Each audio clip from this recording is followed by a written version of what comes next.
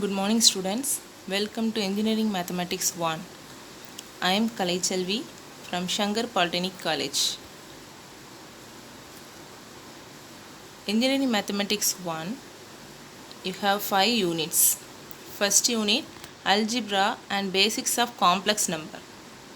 Second unit, Complex Number and Trigonometry. Third unit, Differential Calculus. Fourth unit, Partial Differentiation and Integration. Fifth unit, Vector Algebra. 5 unitsல நீ first பார்க்க போகிறது vector algebra. Vector அல்ஜிப்ராவில் 3 சாப்டராக பிரிச்சிருக்கோம். First சாப்டரில் vector and introduction, second சாப்டரில் scalar product of vectors, third சாப்டரில் vector product of 2 vectors. சரியா? ப்ராடக்ட்னா மல்டிப்ளிகேஷன்.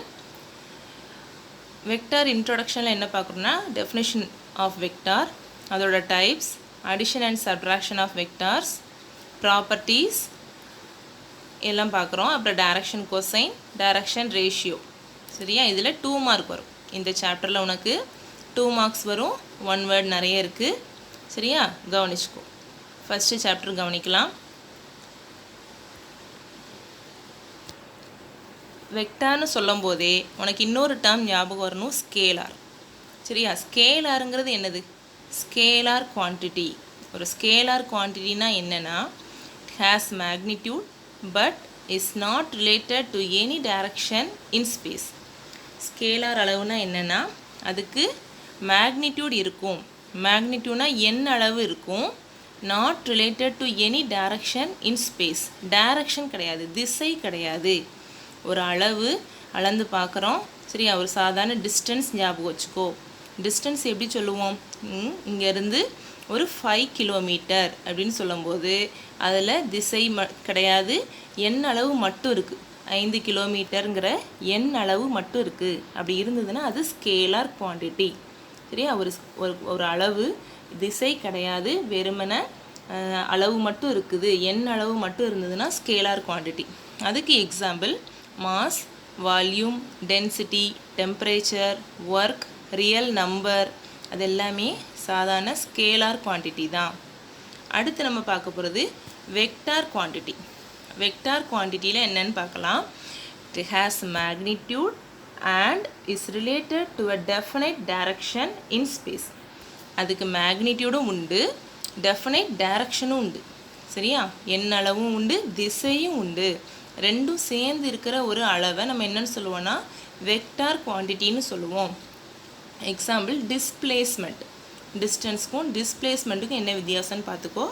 டிஸ்டன்ஸ்னால் இங்கேருந்து ஒரு 5 கிலோமீட்டர் அப்படிங்கிற எண் அளவு மட்டும். சரியா? டிஸ்பிளேஸ்மெண்ட்ங்கிறது இங்கேருந்து எங்கே வரைக்கும், ஏல இருந்து பி வரைக்கும், from A to B 5 kilometre. அப்போ இங்கே நம்ம என்னன்னு சொல்கிறோம்? லென்த்து வந்து 5 கிலோமீட்டர். லென்த்து தான் நம்ம மேக்னிடியூட்னு சொல்லுவோம். அது போக டைரக்ஷன் ஏல இருந்து பிக்கு, எங்கே இருந்து எங்கே, அங்கே ஒரு திசையை வந்து உனக்கு குறிக்கிறாங்க. அப்போ அதுதான் vector quantity has magnitude and direction.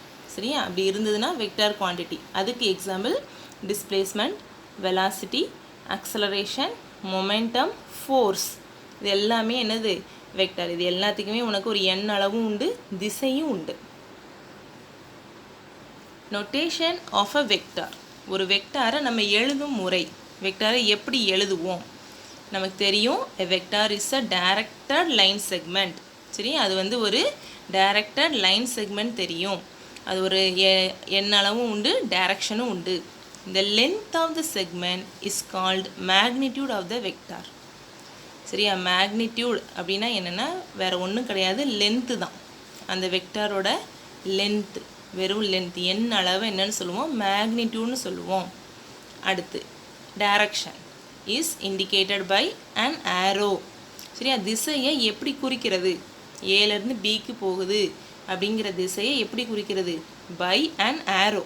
ஒரு ஆரோ, ஒரு அம்புக்குறி மாதிரி நம்ம எழுதுகிறோம். அது எப்படி எழுதுகிறோம்? Joining the initial and final points on the line segment.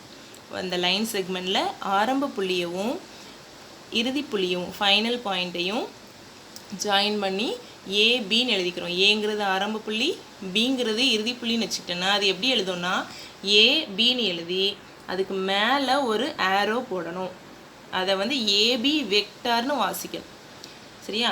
நான் எழுதியும்போது ஏபின்னு கேபிட்டல் லெட்டரில் எழுதியிருக்காங்க, மேலே ஒரு ஆரோ போட்டிருக்காங்கன்னா அதை வாசிக்கக்கூடியது ஏபி வெக்டார்னு வாசிக்கணும்.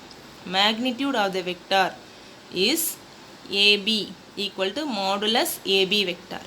சரியா? ஒரு வெக்டாருக்கு மாடுலஸ் கண்டுபிடி. மாடுலஸ்னால் என்ன அர்த்தம்னா அந்த ரெண்டு கோடு போட்டிருக்காங்கல்ல, ரெண்டு கோட்டுக்கு நடுவில் ஏபின்னு எழுதியிருக்காங்க, மேலே ஒரு ஆரோ போட்டிருக்காங்க.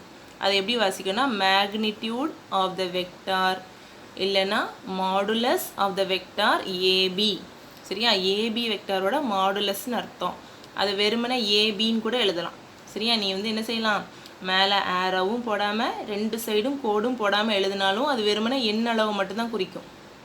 சரியா? இப்படி கோடு போட்டு மாடுலஸ்குள்ளே எழுதினாலும் அது எண் அளவு மட்டும்தான், எண். சரியா? அந்த டிஸ்டன்ஸ் மட்டும்தான், அந்த லென்த்தை மட்டும்தான் குறிக்குது. வெக்டாரை எப்படி குறிக்கணும்னு பார்த்தாச்சு. அடுத்து அதில் உள்ள டைப்ஸ். சரியா? Types of vectors. First type zero or null vector. ஒரு ஜீரோ வெக்டார்னால் என்னதுன்னா, zero vector is one whose magnitude is 0 but no definite direction associated with it. Zero வெக்டார்னா அதோட எண் அளவு 0, டிஸ்டன்ஸ் அந்த லென்த் வந்து 0வா, அதுக்கு வந்து டெஃபினிட் டைரக்ஷன் கிடையாது. But no definite direction associated with it. Definite direction கிடையாது. அதுக்கு வந்து என்ன சொல்லிடுறாங்க, மேக்னிடியூடும் 0, டெஃபினிஷன் படி டைரக்ஷனும் கிடையாது. எக்ஸாம்பிள், ஏங்கிறது ஒரு பாயிண்ட்னா ஏலேருந்து பிங்கிற ஒரு புள்ளிக்கு அது நகர்ந்தாலே என்ன ஆயிரும்னா மேக்னிடியூட் இருக்கும், எண் அளவு இருந்துடும். ஏங்கிற பாயிண்ட்லேருந்து கொஞ்சம் அது நகண்டா மூவ் பண்ணால் கூட அட்லீஸ்ட் கொஞ்சம் லென்த் நமக்கு கிடச்சிரும், 0ன்னு சொல்ல முடியாது. அதனால் ஜீரோ வெக்டர்னா ஏங்கிற பாயிண்ட் இனிஷியல் பாயிண்ட்னா அந்த முடிகிற பாயிண்ட்டும் ஏ தான். அப்போ ஏ போட்டு மேலே ஒரு ஆரோ போட்டோன்னா ஜீரோ வெக்டார்னு வந்துடும். அடுத்து நம்ம பார்க்க போகிறது unit vector. A vector of magnitude 1 unit is called an unit vector. ஒரு வெக்டாரோட எண் அளவு ஒரு யூனிட்னு இருக்குன்னு வச்சுக்கோ, அதை நம்ம யூனிட் வெக்டார்னு சொல்லுவோம். சரியா? டிஸ்டன்ஸை வந்து ஒரு யூனிட்டாக இருக்குது, அது 1 மீட்டராக இருக்கலாம், 1 கிலோமீட்டர், எப்படினாலும் ஓகே. 1 யூனிட், யூனிட்னாலே 1ங்கிறத ஞாபகம் வச்சுக்கோ. அப்படி இருக்குது. டைரக்ஷனை பற்றி இதில் மென்ஷன் பண்ணலை. எண்ணளவு மேக்னிடியூட் அதோட லென்த்து 1 இருந்ததுன்னா அந்த வெக்டாருக்கு நம்ம என்ன பேர் சொல்லிடலாம், யூனிட் வெக்டார்னு சொல்லிடலாம். இஃப் ஏ வெக்டார் ஒரு ஸ்மால் லெட்டரில் போட்டால் ஒரே ஒரு எழுத்தால் நம்ம குறிக்கிறோம்னா ஸ்மால் லெட்டரில் குறிக்கலாம். 2 லெட்டர் ஏ பின்னு எழுதுறதா இருந்தால் கேபிட்டல் லெட்டரில் எழுதணும். சரியா? வெறுமனே ஏன்னு எழுதுறேன்னா ஸ்மால் லெட்டரில் எழுதிக்கோ. ஸ்மால் லெட்டரில் ஏ எழுதி மேலே ஒரு அம்புக்குறி போட்டுரு. Is an unit vector. It is also denoted as. அது ஒரு யூனிட் வெக்டார்னா அதை நம்ம எப்படி எழுதணும், அந்த ஸ்மால் ஏ போட்டு மேலே ஒரு தொப்பி மாதிரி போட்டுரு, கேப். எப்படி ரீட் பண்ணணும், ஏ கேப். கீழே நம்ம இவ்வளோ 2 லைனில் நம்ம எழுதினதை ஒரு சின்ன சிம்பிளில் கீழே எழுதியாச்சு. 2 கோடு போட்டால் என்னென்னு சொல்லியிருக்கேன், மாடுலஸ்ன்னு சொல்லியிருக்கு. மாடுலஸ் ஆஃப், அந்த மாடுலஸ்க்கு உள்ளே என்ன எழுதியிருக்காங்க, ஏ கேப். ஏ கேப்னா என்ன சொல்லியிருக்கோம், unit vector equal to 1. Modulus of A vector equal to 1. Modulus value 1 அப்படின்னு சொல்லியாச்சு. யூனிட் வெக்டார்னா மாடுலஸ் வேல்யூ 1ன்னு ஞாபகம் வச்சுக்கோ. Magnitude 1 unit. அடுத்து negative vector. If AB is a vector. AB capital லெட்டரில் எழுதியிருக்காங்க, கவனிச்சுக்கோ. நீ 2 லெட்டரில் எழுதுறேன்னா கேபிட்டல் லெட்டரில் யூஸ் பண்ணு. AB vector is a vector. Then the negative vector of AB is, ஒரு வெக்டாருக்கு நெகட்டிவ் வெக்டார் வேணும் அப்படின்னா நீ என்ன செஞ்சால் போதும், BAன்னு மாற்றிருக்காங்க. அப்படின்னா என்ன அர்த்தம், இனிஷியல் பாயிண்ட்டையும் அந்த எண்டிங் பாயிண்ட்டையும் உனக்கு மாற்றிருக்காங்க. அப்போனா என்னது, உனக்கு டைரக்ஷனும் மாறுதுன்னு அர்த்தம். ஏலேருந்து பிக்கு போகிற வெக்டாரை பிலேருந்து ஏக்கு, அப்போ நெகட்டிவ். சரியா? டைரக்ஷன் மாற்றிருக்கு. கீழே நோட்டில் தான் எழுதியிருக்காங்க. If the direction of a vector is changed, திசை மாறும் பொழுது we can get the negative vector. சரியா? ஒரு வெக்டாரோட டைரக்ஷன் மாறுனுச்சுன்னா நம்ம நெகட்டிவ் வெக்டார் அதுக்கு கிடச்சிரும். தட் இஸ், கீழே எழுதியிருக்கு பாரு, ஐன்னு போட்டால் என்னன்னு சொல்லியிருக்கேன், that is BA vector equal to minus AB vector. நெகட்டிவ்னு சொல்கிறோம்ல, அதனால் முன்னால் ஏ போட்டுக்கோ, முன்னால் ஒரு மைனஸ் போட்டுக்கோ. BA vector equal to minus AB vector. Negative வெக்டார்னால முன்னால் ஒரு மைனஸ் போட்டுக்கோ. அடுத்து ஈக்குவல் வெக்டார்ஸ். ரெண்டு வெக்டார்ஸை நம்ம எப்போ ஈக்குவல்னு சொல்லுவோம்? ஈக்குவல்னு எப்போ சொல்லுவோம்?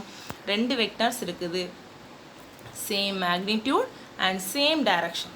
ரெண்டு வெக்டார் இருக்குதுன்னா, வெக்டார்னாலே ரெண்டு அளவு மட்டும்தான், மேக்னிடியூடும் டைரக்ஷனும் மட்டும்தான். Same magnitude and same direction, but it is not required to have the same segment for the two vectors. ரெண்டுமே என்னது, ஒரே கோட்டு துண்டாக தான் இருக்கணுங்கிற அவசியம் கிடையாது. சரியா? For example, in a parallelogram, இணைகரம். பேரலோகிராம்னா என்னன்னு தெரியும் உனக்கு? இணைகரம். இணைகரத்தில் ஏபிசிடி அப்படிங்கிற ஒரு இணைகரத்தில் நமக்கு இணைகரம்னா என்ன சொல்லுவோம்? எதிரெதிர் பக்கங்கள் சமமாக இருக்கும். சரியா? ஒரு செவ்வகம் சாய்ந்த நிலையில் இருக்கும், அதுதான் பேரலோகிராம். எதிரெதிர் பக்கங்கள் சமமாக இருக்கும். ஏபி வெக்டார், சிடி வெக்டார் ரெண்டும் ஈக்குவல் வெக்டார்னு சொல்லுவோமா, ஏன்னா அதோட மேக்னிடியூடும் சேமாக தான் இருக்கும், டைரக்ஷனும் சேமாக தான் இருக்குது. அதே மாதிரி AD vector and BC vector எதிரெதிர் பக்கங்கள், அதோட வெக்டார்ஸ் எப்படி இருக்குமா? சேமாக இருக்கும், அதான் ஈக்குவல் வெக்டார்ஸ். அடுத்த டைப் கொலீனியர் வெக்டார்ஸ். கொலீனியர் வெக்டாருங்கிறது same direction, same or opposite direction. சரியா? இதில் நமக்கு என்ன சொல்லலை, அந்த டிஸ்டன்ஸை பற்றி எதுவுமே சொல்லலை, மேக்னிடியூடை பற்றி எதுவுமே சொல்லலை. கொலீனியர்னால் எவ்வளோ லென்த்துனாலும் இருக்கலாம், ஈக்குவல் லென்த்தாக இருக்கணுங்கிற அவசியம் இல்லை, சேம் மேக்னிடியூடாக இருக்கணுங்கிற அவசியம் இல்லை. டைரக்ஷன் மட்டும்தான், நமக்கு சேம் டைரக்ஷனாகவும் இருக்கலாம், நேர் எதிரெதிராகவும் இருக்கலாம். சரியா? சேம் டைரக்ஷன், ஒரே கோட்டில் இருக்கலாம், கோலீனியர் ஒரே லைனில் இருக்கலாம். சரியா? இல்லைனா ஆப்போசிட் டைரக்ஷன், ஒரே டைரக்ஷனில் இருக்கலாம், இல்லாட்டா நேர் ஆப்போசிட் டைரக்ஷனாக இருக்கலாம். ஏ வெக்டாரும் பி வெக்டாரும் அப்படி இருந்ததுன்னா அந்த ரெண்டு வெக்டாரையும் நம்ம என்னென்னு சொல்லுவோம்? கொலீனியர் வெக்டார்ஸ்ன்னு சொல்லுவோம். சரியா? நமக்கு ரெண்டு வெக்டார்ஸ் கொலீனியர் சொன்னாங்கன்னா அதை எப்படி எழுத முடியும்? நோட் என்ன கொடுத்துருக்காங்க?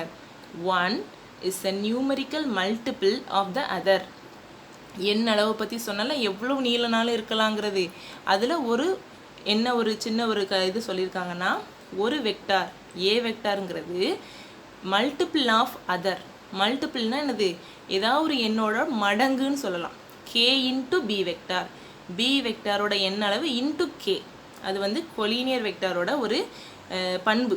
உனக்கு 2 மார்க்கில் கேட்கும்போது கொலீனியர் வெக்டார்ஸ்ன்னு கொடுத்தா உனக்கு என்ன ஞாபகம் வரணும்?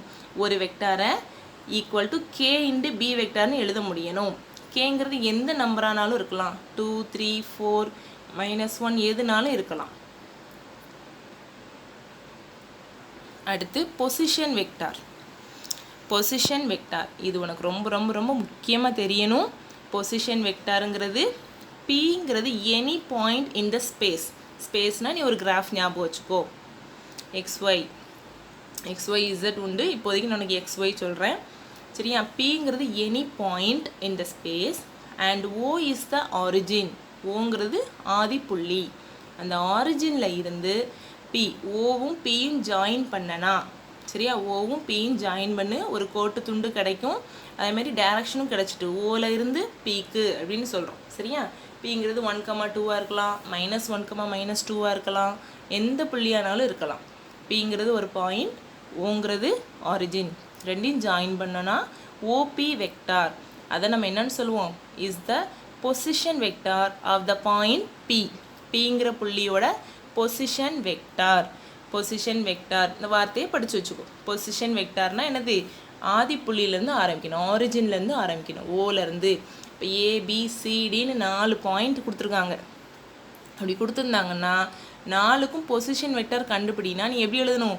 OA vector, OP vector, OC vector, OD vector அப்படியே எழுதிட வேண்டியதுதான். ஓ ஸ்டார்டிங் பாயிண்ட், ஓங்கிறது ஆரிஜின். ஆரிஜின்னா என்னது? 0, 0 XY பிளேன்னா. XY Zன்னு எடுத்தோம்னா 0, 0, 0 அவ்வளோதான். ஒரு புள்ளி உனக்கு தெரிஞ்சிருச்சு ஆரிஜின். அடுத்து பிங்கிற பாயிண்ட் உனக்கு கொடுப்பாங்க. PQRS எதுவாக இருந்தாலும் சரி, பொசிஷன் வெக்டார்னு கேட்டுட்டாங்கன்னா OA vector, OP vector, OP vector, OQ vector நம்ம எழுதிடலாம். இன்னொன்று உனக்கு சம்மில் கொடுக்கும்போது பொசிஷன் வெக்டாருங்கிற வார்த்தையும் கொடுப்பாங்க, வேர்டிசஸ்ன்னு கொடுக்கலாம், எண்ட் பாயிண்ட்ஸ்னு கொடுக்கலாம், வெறுமனே பாயிண்ட்ஸ்னு கொடுக்கலாம். இப்படி கொடுத்தாலுமே நீ அதை சம்மில் எடுக்கும்போது நம்ம என்னவா எடுத்துக்கலாம், பொசிஷன் வெக்டாராக எடுத்து அந்த சம்மை நம்ம செய்யலாம். சரியா? ஏங்கிற பாயிண்ட்டுன்னு கொடுத்துருந்தாங்கன்னா அதை ஓஏ வெக்டாராக மாற்றும் போது ஓஏ வெக்டார்னு எடுத்து நம்ம அந்த சம்மை செய்யலாம். இங்கே ஒரு டயக்ராம் கொடுத்துருக்காங்க. பொசிஷன் வெக்டார் ஆஃப் ஏங்கிற பாயிண்ட் என்னது 2,3ன்னு கொடுத்துருக்காங்க. 2,3 கிராஃபில் நம்ம என்ன பண்ணுவோம், கீழே உள்ளது எக்ஸ் ஆக்சிஸ், செங்குத்தாக இருக்கிறது ஒய் ஆக்சிஸ், அதில் 2,3ங்கிற பாயிண்ட்டை உனக்கு குறிச்சிட்டாங்க. சரியா? இப்போ ஓவும் ஏயும் உனக்கு ஜாயின் பண்ணி இழுத்து விட்டுட்டாங்க. சரியா? இப்போ ஓவில் இருந்து ஏக்குங்கிற ஒரு டைரக்ஷன் எப்படி போகுது, ஓலேருந்து ஏக்கு போகுது. அதுக்கு வந்து ஒரு லென்த்தும் இருக்குது. சரியா? பொசிஷன் வெக்டார் ஓஏ வெக்டாருக்கு உனக்கு வரைஞ்சிருக்காங்க. சரியா? இன்றைக்கி கிளாஸில் வெக்டாரோட டெஃபினிஷன் பார்த்தோம், வெக்டாருக்கு என்னென்ன இருக்கும் பார்த்துருக்கோம், மேக்னிடியூட் அண்ட் டைரக்ஷன், அதோட டைப்ஸ் பார்த்துருக்கோம். சரியா? அடுத்த கிளாஸில் நம்ம இந்த மாதிரி இப்போ 2,3ங்கிறது டயக்ராமாக ரெப்ரசன்ட் பண்ணியாச்சு. 2,3 பாயிண்ட் கொடுத்தா அதோட பொசிஷன் வெக்டார் கிராஃபில் எப்படி வரைவேன்னு பார்த்தாச்சு. அடுத்த கிளாஸில் நம்ம சம்மில் எப்படி செய்யலாம், வெக்டார்ஸை எப்படி எழுதலாம், அதை எப்படி ஆட் பண்ணலாம், எப்படி சப்ட்ராக்ட் பண்ணலாம், எல்லாமே அடுத்த கிளாஸில் பார்க்கலாம். Okay, thank you. இப்போ நமக்கு கவனித்து எல்லாமே நல்லா ஞாபகமாக வச்சுக்கோ, ரீகால் பண்ணு. எதுவும் டவுட் இருந்ததுன்னா கிளாஸில் பார்க்கலாம்.